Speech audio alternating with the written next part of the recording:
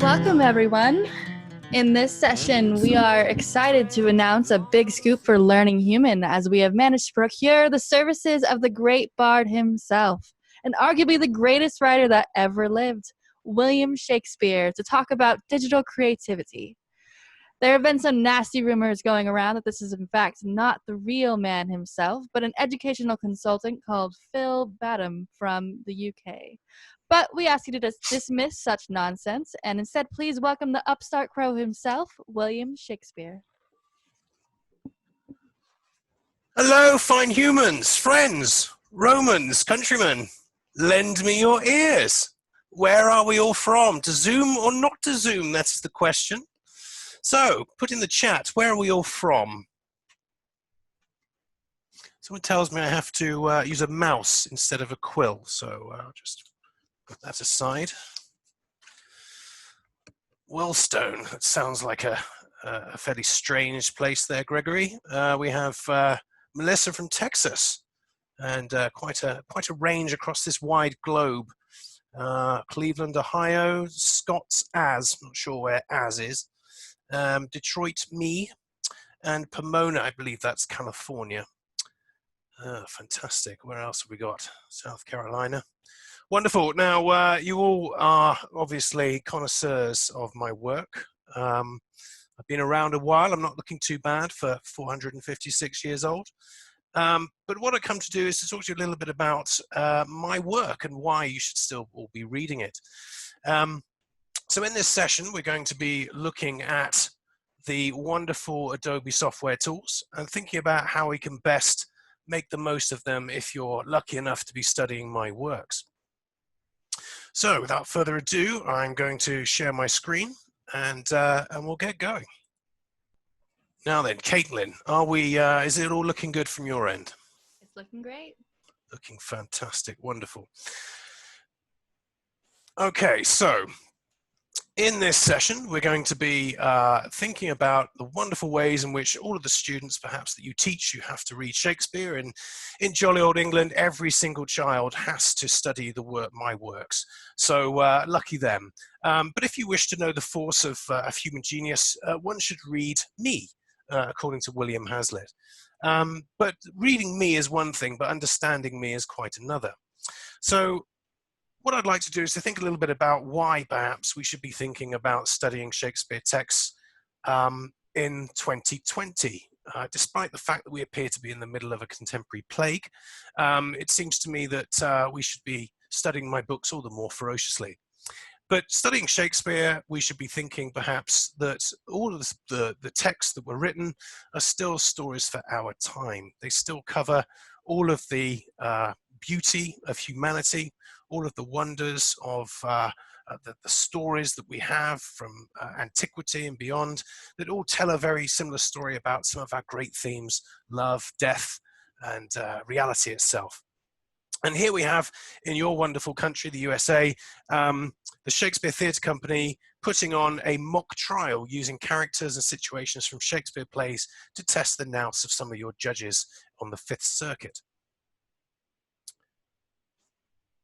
And then also, of course, why not study the text as it was meant to be written, which was as popular drama, for the richness of the text as a performed piece. And here we have, you may recognize this theatre. This theatre is actually built into the largest Shakespeare collection in the world, which is in the USA on Capitol Hill, and that is the Folger Shakespeare Institute. And also, of course, we can study Shakespeare myself for the beauty of the language, for the great poetry that you find within it. And not only that, for how language itself illuminates our state and ourselves as humans. And finally, we could think about studying the text of Shakespeare for our sense of heritage and belonging. The first Shakespeare play was performed in the US in New York City in 1730, and it was that rather wondrous love story of Romeo and Juliet. So what I'm going to do now is I'm going to switch over to using digital technology to think about how Shakespeare can be made not just relevant today, but how digital technology can make Shakespeare relevant, but also how Shakespeare can make technology relevant. Shakespeare texts have been around for the last best part of 500 years, and they've been reinterpreted and changed and adjusted and adapted to all sorts of different social situations and all sorts of different climates, politically, socially, in times of war and in times of peace. So in times of plague, in times of COVID-19, and in times of vast amounts of digital progression, we should be looking to see how Shakespeare could still be represented and represent the world that we live in as well. So the first thing I'm going to use, and you can follow along with me if you have Adobe Spark on your computers, and I'm going to be using Adobe Spark, which is a suite of 3 tools, Adobe Spark Post, Adobe Spark Page, and Adobe Spark Video. And all 3 of these amazing tools give us the opportunity to create all sorts of outcomes based around Shakespeare text. But what I'm really interested in is how we can ask our students that when they've been reading Shakespeare text to actually think about, I'm just going to look at this chat for a moment, one moment. Thank you. Greg's put in there a link to Spark at adobe.com. If you want to have a look at it later, you'll find it also the assets in the assets folder as well for this session. But what we're going to be doing is having a look at how this particular tool, we're going to be looking at Post to start with, can give your students a way of thinking about how they interpret the main themes of a particular play. And we're going to be choosing the Scottish play. I don't need to name it. It's very bad luck to name that particular play, but I'll just sort of move my mouse over to what I'm talking about here. But anyway, I'm going to start a poster. So I'm going to go to, what shall I go to? Custom size graphic, there we go. And I'm going to choose popular, and I'm going to choose poster as my ground for this particular activity. Okay, so when I'm in Adobe Spark Post, and what I'm going to do here is to give an activity to myself, which is to create a movie poster for one of my plays. And this movie poster, we're going to be using Macbeth, the Scottish play. So I'm going to be, first of all, giving it a nice dark theme, because this is a Gothic play after all. And I'm going to give it a background color of black. So that gives me a nice, representative of this particularly dark tragedy. And then I'm going to be using the add button here on the top right to add in a photo. And I've got my own photos that I'm going to add. And I'm actually going to choose, if you bear with me a moment,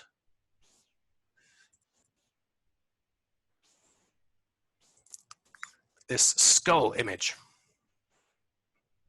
And I'm going to move it freely onto the screen. So there we are. If you can see how easy it is to add images directly onto our Adobe Spark Post page. And I'm going to put that skull there, give myself a bit of room for the title as well. And then I think it's probably time to add something else. I'm thinking about Macbeth and thinking about some of the key imagery in Macbeth. And of course, there is the classic scene where Macbeth sees the dagger in front of him, the apparition of a dagger. Is this a dagger I see before me, or merely a vision of my heat-oppressed brain? So I'm going to add in a dagger. And again, this is one that I've sourced earlier.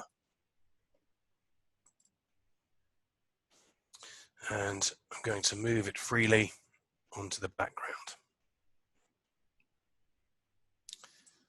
So there we have the dagger. Just size that up a little bit, spin it round.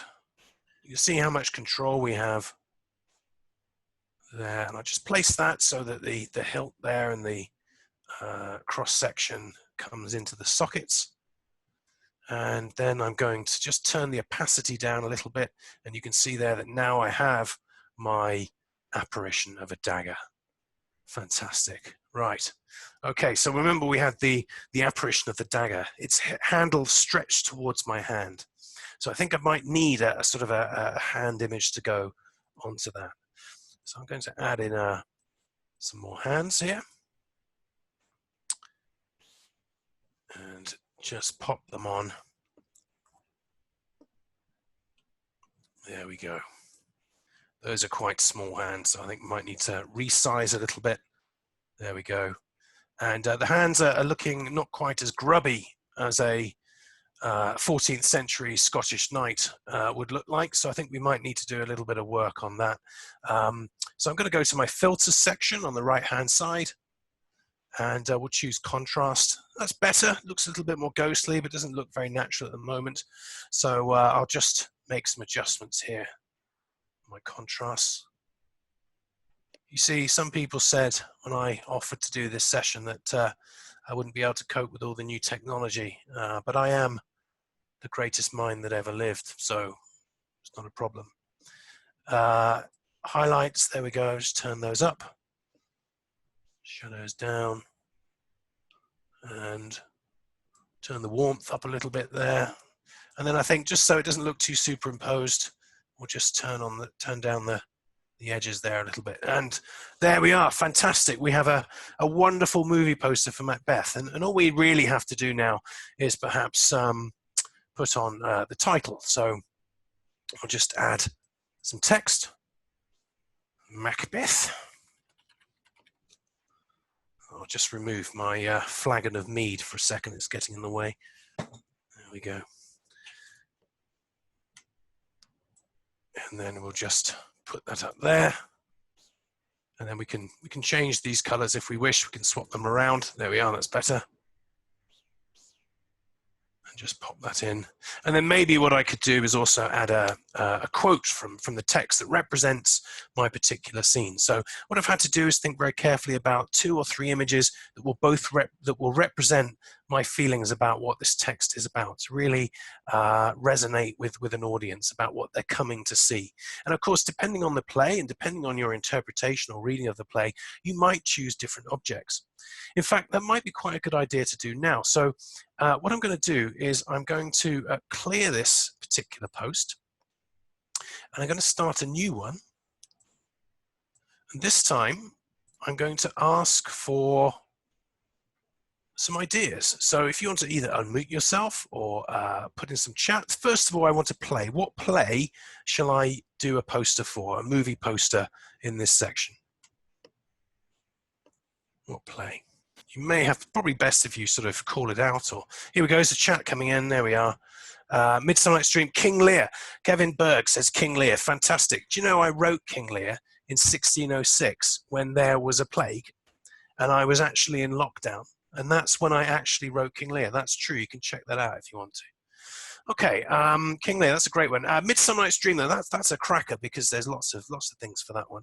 And Othello, lovely play. Yeah, even if I may say so myself.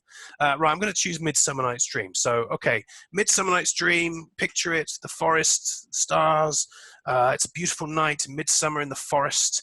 It's about magic and fairies. Give me an image that we can put in there. What image? What's going to be my key image? What am I going to choose? Bottom as the ass. Fantastic, fantastic. I love it. I love it. Right, let's do that then. Let's take a photo of an ass. No, let's not do that. That might go badly wrong. Let's find some free photos, and let's put in donkey. There we go. That's lovely. We'll choose that one. There we go. And we might, I don't know, let me see. Let's just crop that a little bit. There we go. Let's do that. And let's just get an image of a person. There we go. Actually, that'll do nicely. Fantastic. Let's just size that up. Crop. Lovely. There we go. Sweet hay hath no fellow, says Paul Castle. What a wonderful quote there. There we go. Now, I'm not going to do the whole thing for you, but you can actually see here that this is the beginnings of a lovely idea. So I've got the ass's head, and I've got another picture there. If I was looking around, I'd find perhaps something on Google and I could take out the background, and I could then, put the donkey's head on there. I could even sort of tilt it if I wanted to. But you can see that actually you've got a great system here of creating very quickly a visual image or a visual representation of the play or the theme that you're studying. So let's go back to the post for a moment. And let's also see what we can do with Spark. So we've already looked at making a movie poster. Absolutely fantastic. Let's have a look at some of the other projects that I've got in my project list. So we've got a video project on Othello there. We've got the Macbeth video poster. We've got our new work that we've done there. What else might I want to do? Well, one of the things that some of the groups that I work with in the schools that are looking at my plays during the lockdown period, they had the opportunity to start thinking about some of the plays that they'd studied. And one of them was The Merchant of Venice. And some of the students wanted to do some writing about The Merchant of Venice and the themes within it.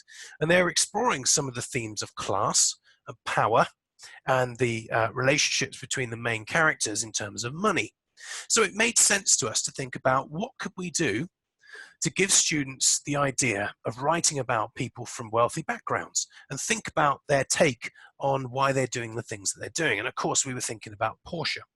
So Portia in The Merchant of Venice, of course, has the casket scene where she tests her suitors with 3 caskets. All that glisters is not gold.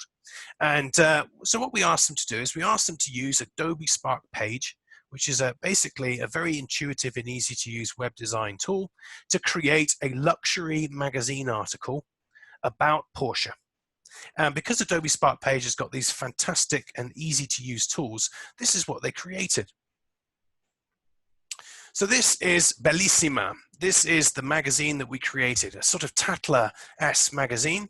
And Portia, the heiress of Belmont, discusses fame, wealth, and beauty and reveals how she handles the pressure to find a worthy suitor. And as we go through, you can see here that we have this wonderful, responsive e-magazine that's been created where the students are pretending to be Portia and thinking through all of her different wants and tactics and needs and motives and the reason behind why she puts together this casket trial. And we also have some wonderful quotes in there as well to break up the text too. And what we can also do is we can add some ideas about what we envisage the estate in Belmont, this fictional estate in Merchant of Venice, to look like. What might it be? How might we envisage it? Could this be the way in which we might design the set for that particular scene if we're the director of that particular play? Let me just show you how easy it is, and we'll actually have a go at doing this ourselves. So, give me a moment.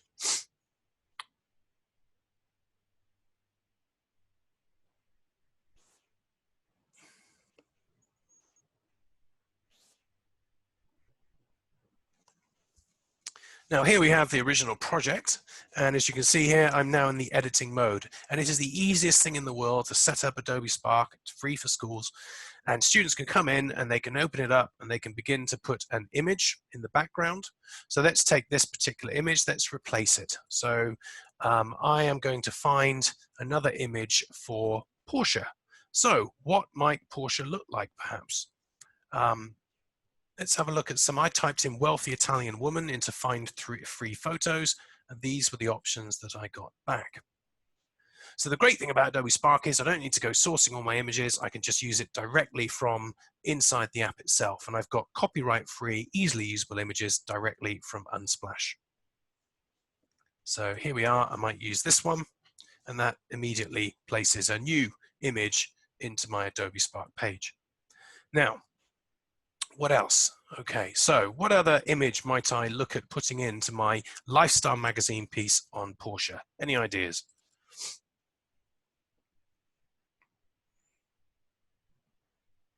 Any thoughts in the chat?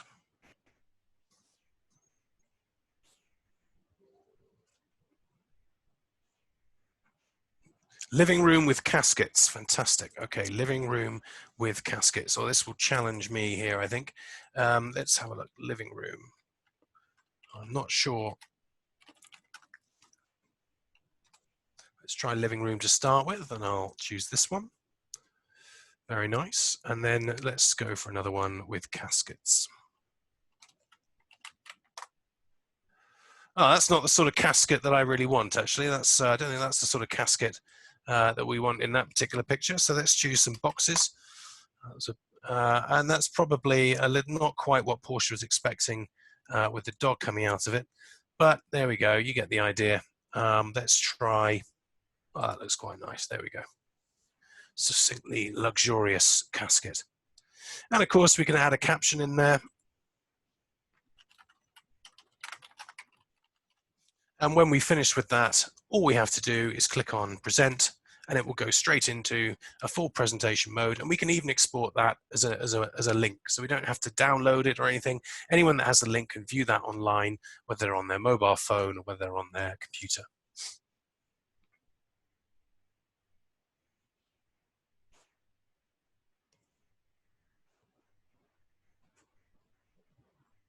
Bellissima. Fantastic. So we've had a little look at some of the things that Adobe Spark Page can do. And we've also had a look at some of the things that Adobe Spark Post can do. What I'd also like to do is to think about, perhaps for some of your older students who are thinking of themes that are not just about Shakespeare, but also themes around the idea of language itself. So one of the ones I've been working off fairly recently is this idea, which I came across fairly recently, the idea of memes. Now, I've heard that memes are things that you get on the internet that are repeatable, usually images that you can adapt the pictures to, and that these particular images themselves, you can change them around. And this, for me, seems to be very similar to what I do in my plays in many ways.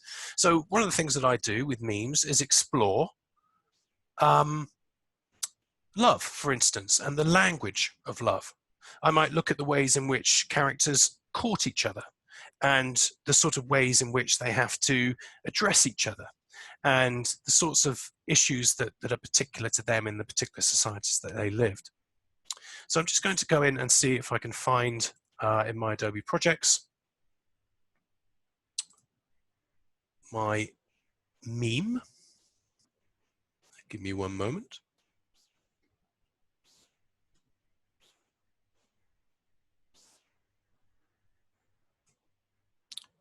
And here we have a classic example of a meme.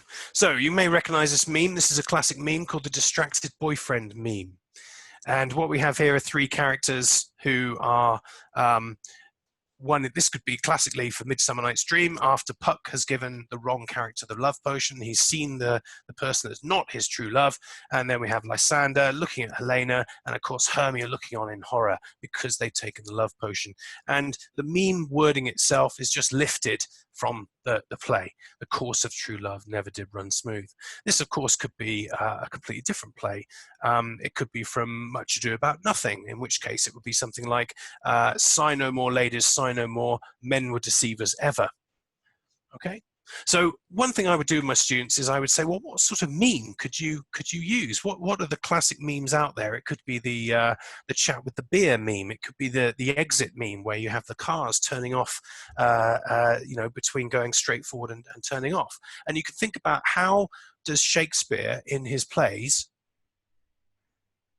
create narratives that might fit those particular memes? Because those memes are very recognizable to people. And it could be that we can explore language and we can explore narrative mechanics through the subject of memes. And I think I've got a little comment that's just popped up on the chat. Okay, or jewelry box just came in, I think, from Holly. So what other memes might we use with Shakespeare? Any thoughts? Well, have a little think about that, because one of the challenges that I'm going to set after this is for you to actually think and see if you can use Spark to create your own Shakespeare meme. So you might want to choose a particular commonly used meme, like the dog sitting on in the cafe on fire, or you might want to use the distracted boyfriend meme, and perhaps think about a particular play and a particular circumstance from that play and a quote that would work well within that meme. Okay, so we look forward to seeing your creative ideas of creating a Shakespeare meme on the various channels that we've got running at the moment for Learning Human. Okay. How are we doing? Melissa from Texas, how are we doing? We are doing fantastic. Thank you ever so much.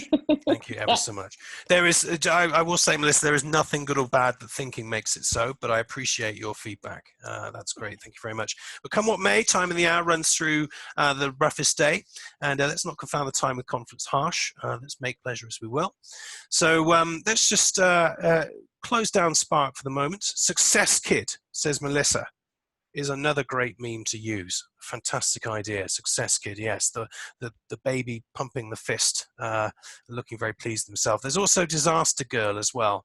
The little girl standing in front of the building on fire, looking significantly mischievous. That could be a great one for Iago in Othello, I think. Yes, in fact, I must make a note to do that myself. Right, okay, moving on. So we've looked at Adobe Spark. What other wonders do we have in the Adobe Creative Cloud? So what I might also do is think about using, if I have students who are a little bit more proficient with doing such posters, is to think about how they might create something a little more professional using InDesign. So hopefully what you're seeing in front of you there is a magazine cover mock-up. This is obviously my side job when I'm not writing plays, is mocking up magazines for Power magazine. And obviously we have a theme here of power for the rich and powerful. And Lady Macbeth, being a particularly aspirational member of the middle class, is a great subject for this front cover. And we're using quotes to sort of frame and choose quotes that most represent the feelings that we have about how this character thinks and feels. And I've also added in some text there, again, pulling it from the actual play itself to represent the key parts of who Lady Macbeth is. So it's all in these selections. It's about trying to get students to think about the play, not just in performance, but the play as a visual language as well. So how do I represent this play for myself, rather than going and watching other people's interpretations or reading Cliff Notes or Spark Notes or going to watch the umpteenth Kenneth Branagh version of my plays. Horrible little man. But anyway, so how might I create something like this? Oh, let's have a little look more on the chat. This is quite exciting as the chat comes in. Greg says, ha. Yes, indeed. I assume that's a phrase of agreement. But yes. Right, so in the Times Plague, when Man Lead the Blind, let's continue. And so also on this section, if I go into my next page, there's nothing there, never mind, let's move on. Let's just move that out of the way, there we go, I missed the wrong one. And you can see here that we've got also a page layout ready to begin a more extended investigation into this particular character of Lady Macbeth. Nikisha has just said in chat, you can choose a background and then add clip art with text after all within the layers. I assume you're, which particular one are you referring to there, Nikisha? Which particular Adobe product? Is it Adobe Spark Post?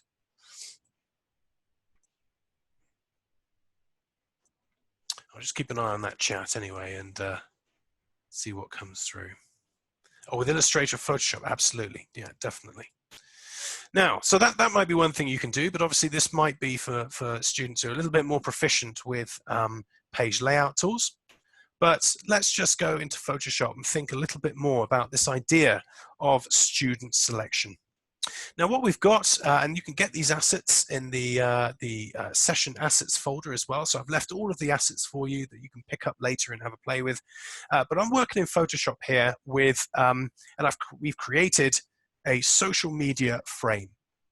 So a fake social media framework in which we can begin to place the sorts of comments that the characters might say about each other. And here we have Romeo. This is Romeo's Instagram page.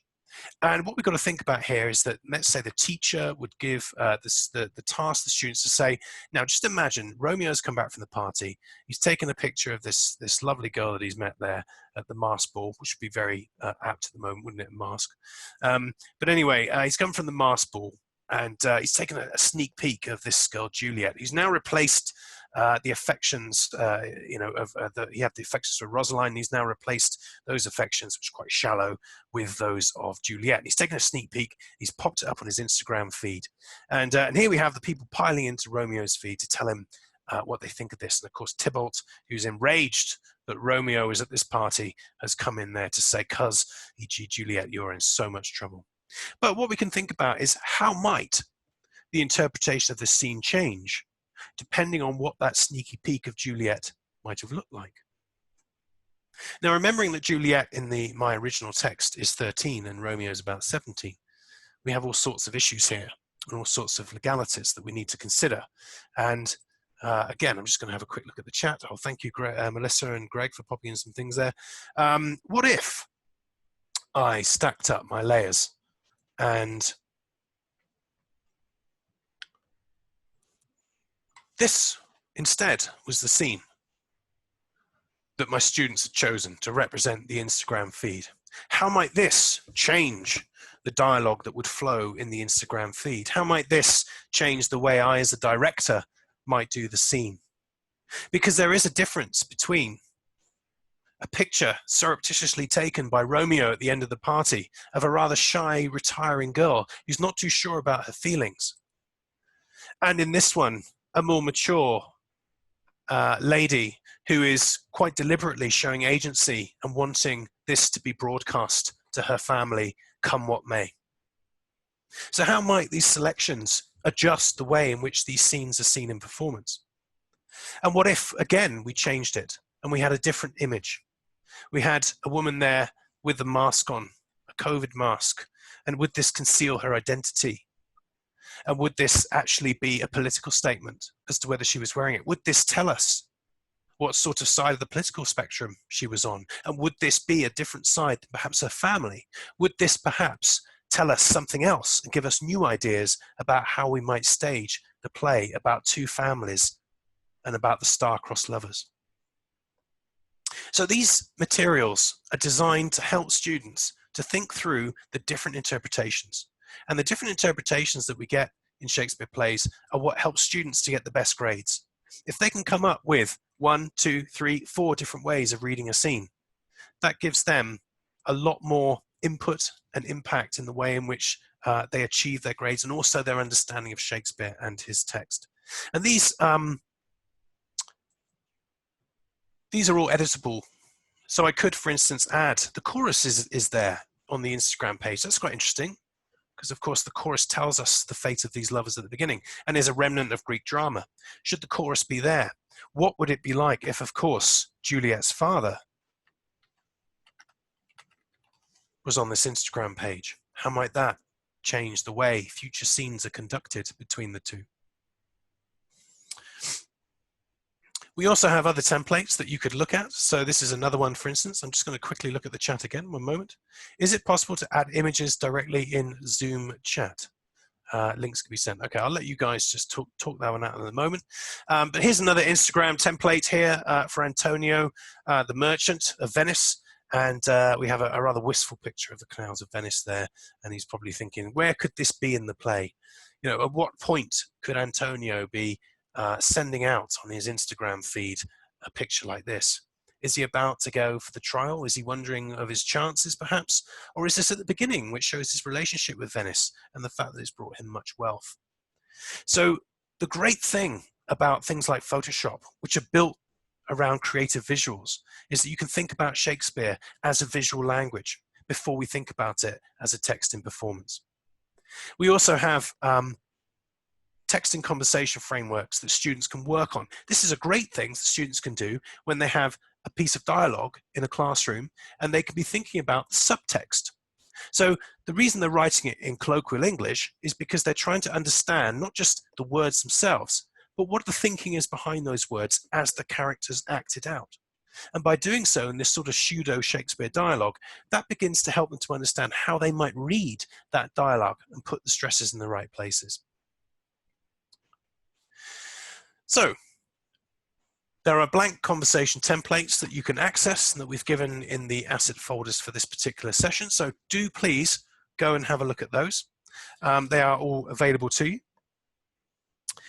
And just to also whilst we're looking at Photoshop here, is to think about the fact that a lot of this is about characters and their underlying wants and tactics. So any students or any teachers that know the methodology of Stanislavski as a drama practitioner will know that this sort of idea of really getting down deep into what the characters believe and feel and what choices they make and trying to get them to put that into their own language can then be represented in these rather wonderful forms. Okay. Nikisha, I love this connection between literature and modern social media. Thank you ever so much. I'm really fascinated by the similarities between the way in which, because Shakespeare was, and I still am, a very popular person, and my plays were designed not for aristocrats, people in academia, teachers. They were designed for the popular people of my time. They were designed for the every person, whatever rank of status of society they were, to come along and see my plays and enjoy a popular display. And they would pay money for that. And that's what social media, in a way, sets up, the same sort of cultural ideas that play through in real time, the dialogues, the discussions, the issues, all of that. It's very, very similar to some of the things that I was trying to do in drama, which was people came together in order to be sociable. They stood, they gathered, they talked, they shouted at the actors. It was a riotous thing. People didn't sit there and were quiet in the theaters. They shouted, they stormed the stage sometimes. So it's very much about, for me, bringing the text back to what they were all about, which is people and people's lives and people's thoughts and fears and feelings. Now I must get off my high horse, which is another phrase I invented. Okay, so finally, just one thing, and I'll probably need to switch off my video to do this. So, but you'll still be able to hear me. But I'll just stop my video for a second. I don't know who that imposter is on the screen, but we'll come back to him in a moment. And I'm just going to launch the rather wonderful piece of software, Character Animator.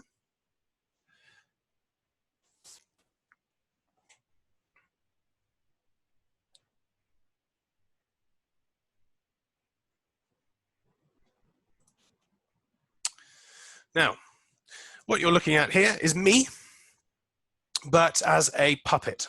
And if you look on the top right, hopefully you can see that using this rather wonderful motion capture tool, I can move myself around and conduct myself as a cartoon avatar.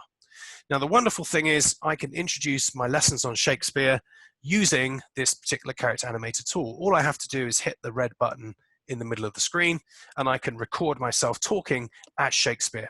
Rather than having to turn up every single time in a Zoom chat as my best self, I can actually just have this rather lovely avatar wiggling his eyebrows and speaking to you directly. And I can even bring other characters onto this as well. So my friend Romeo could appear in a moment, but I'll just drop my family home in the background there because Anne's watching out for me. She knows she doesn't like me coming out on these sorts of jaunts. She thinks I'm up to something. But I'm just going to introduce Romeo. So here is Romeo. And Romeo, I can switch to Romeo if I need to. If I'll just pass over there. And oops, wrong one. And there we are. So now I can speak as Romeo, and I can say, if I profane with my unworthiest hand, the gentle sin is this.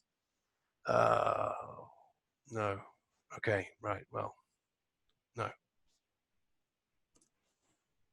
Yes. So anyway, we've got various characters that we already have that you can use with Character Animator so that you can bring Shakespeare to life. And we actually have schools which are using the avatars of Romeo and Juliet and recording scenes, choosing their own backgrounds, using the animations with the motion capture, using the arm movement you saw there, and actually creating their miniature cartoon scenes so they can concentrate on the language, concentrate on reading it, concentrate on getting that elocution right without having to worry too much about the ins and outs of acting and performance. So what we have here is a digital stage, ultimately, where students can engage with my plays.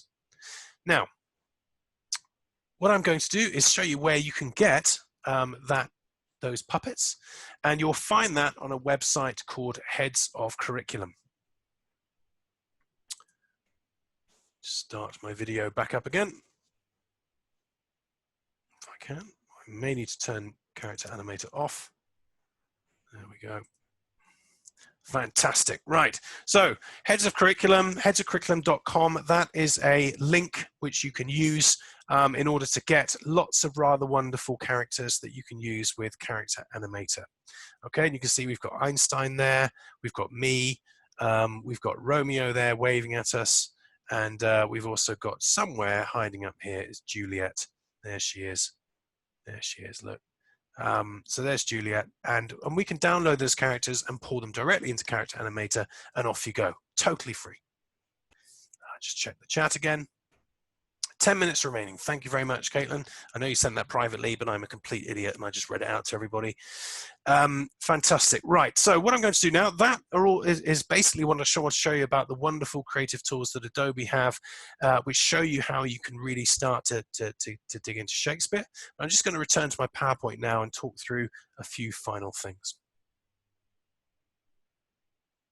So what did I show you in this session? So what I wanted to do was to answer the question, oops, sorry, go back one. How might modern media conventions reflect the lives and events of Shakespeare's characters, settings, and themes? And that's really what this session is about.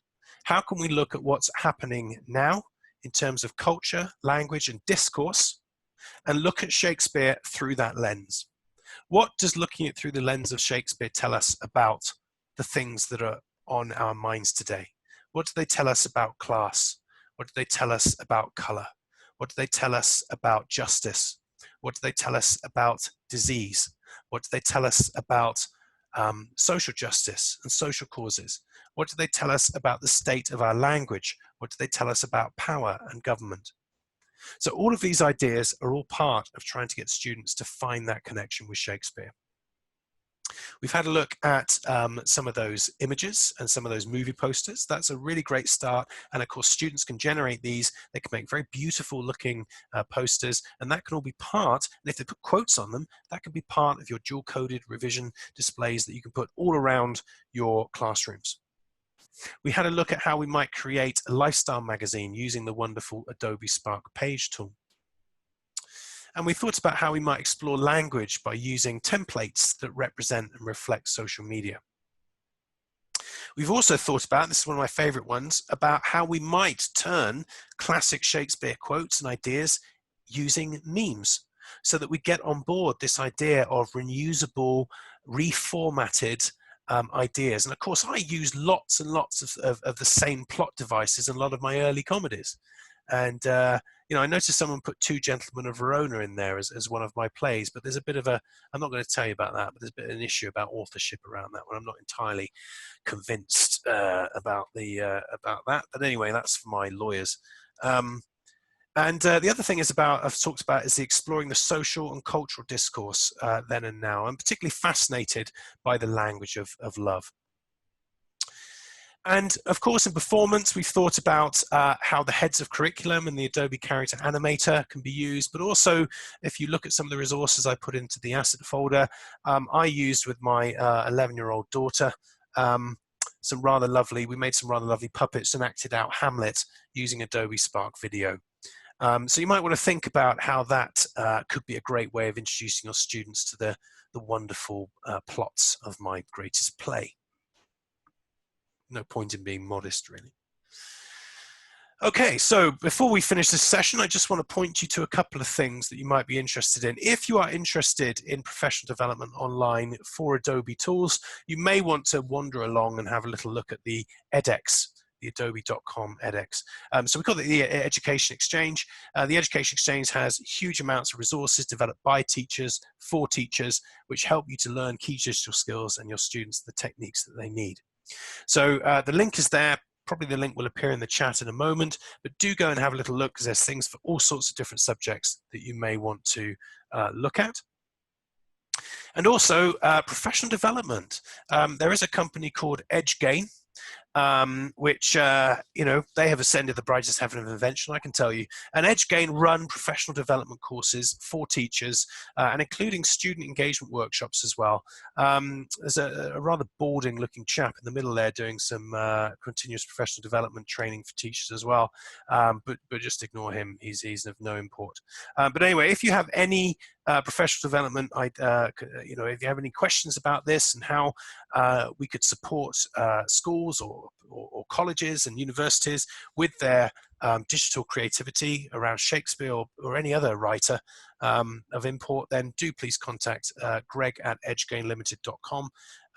They are certainly willing to talk to you about that. And some of the resources that you're seeing today have been built through the auspices of EdgeGain with Adobe. So, if you want to contact the imposter that is called Phil Badham, his details are there on that end screen. And you may want to follow him on Twitter as well. But I'm just going to stop my share in a moment, and I'll hand back to the lovely Caitlin. Could I, though, just say to everybody, thank you ever so much for coming along to this session. The wheel has come full circle. I am here. And I have one last thing to say to you, which is, above all things, to thyself be true. So thank you ever so much. I bid you a wonderful Learning Human camp and a wonderful time. And thank you ever so much, Caitlin, for supporting me. And I'm afraid I must go back to my writing. So adieu.